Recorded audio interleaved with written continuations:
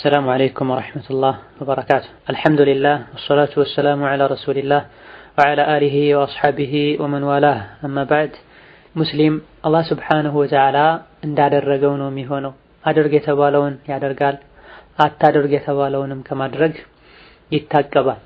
الله سبحانه وتعالى يسول جوتشني في الدرجة السوني جزو السوني عملكو زندم عبادة ولو مالت لا الله سبحانه وتعالى متنانس አላህ የሚፈልገውን ነገር ሁሉ አቅማችን በፈቀደው ያክል መስራትና እሱ የሚከለክለውን ነገር እሱን ፈርቶ መተውና ማራቅ ማለት ነው። አላህ ሱብሓነሁ ወተዓላ ከሚወዳቸውና ወደሱ ከሚያቃርቡ ዒባዶች መሃል አንዱ ጾም ነው።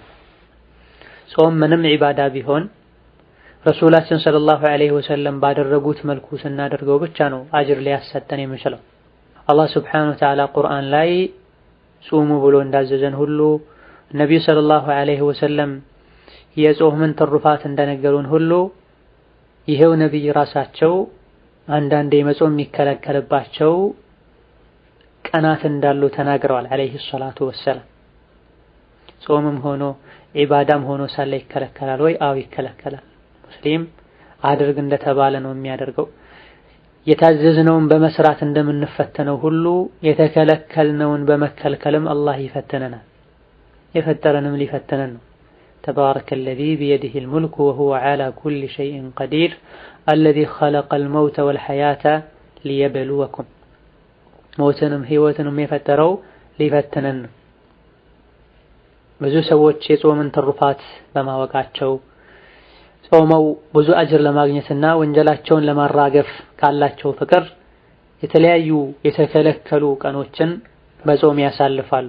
አንዳንዴ ደግሞ ነብዩ ሰለላሁ ዐለይሂ ወሰለም ያልጾሟቸው ሰሐቦች ያልጾሟቸው ቀናትን ወይም ደግሞ ወሮችን ሲጾሙ ይታያሉ። ጾም ዒባዳ ነው። ነብዩ ጾሙ ብለው አዘው አሊያ ደግሞ ይጾሙ እንደነበረ ተነግሮን እንጂ አንጾም። የተለያዩ የቢድዓ ጾሞች አሉ በሸሪዓ ማይታወቁ። ለምሳሌ የረጀብን ወር ሰዎች ሲጾሙ ይታያል። ረጀብን ነብዩም አልጾሙም፣ ጾሙም ብለው አላዘዙም። ሰሐቦችም አልጾሙም፣ ጾሙም ብለው አላዘዙም። በዚህ ዙሪያ የሚወሩ የሚተላለፉ ሐዲሶች አሉ። ላኪን ከضعيፍነት አልፈው መውዱዕና የተቀጠፉ ውሸት ሐዲሶች ናቸው። የሐዲስ ሊቃውንት እንደተናገሩት ማለት ነው። ኢብኑ ሐጀር አልአስቀላኒ፣ ኢብኑ ተይሚያ ረሒመሁላህ ተዓላ ወገይሩሁም ምን አልአኢማ አልኪባር በረጀብ ዙሪያ ምንም ሰሒህ ሐዲስ የለም።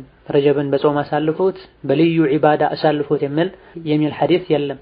እንደዚሁ ደግሞ ረጀብ 27ኛው ቀን ልዩ አጅር አለው፣ ያን ቀን ጾሙት በደስታ አሳልፎት የሚል ሐዲስም የለም። መውዱዕ ነው፣ ውሸት ነው ይላል። ከዚህም አልፎ ራሱን የቻለ ክታብ የጻፉ ደጋግ ቀደምቶችም አሉ። ኢዳሑ ማ ወጀብ ፊ ወድዒል ወዳዒና ፊ ረጀብ ብለውም ክታብ አበጅተዋል ረሒመሁሙላሁ ተዓላ። ጾም መጾም የተከለከለባቸው ቀኖችን ልናቃቸውና ከመጾም ልንታቀብ ይገባናል። ልክ መጾም ሱና ነው የሚባልባቸው ቀኖችን አውቀን እንደምንጾመው ሁሉ ማለት ነው።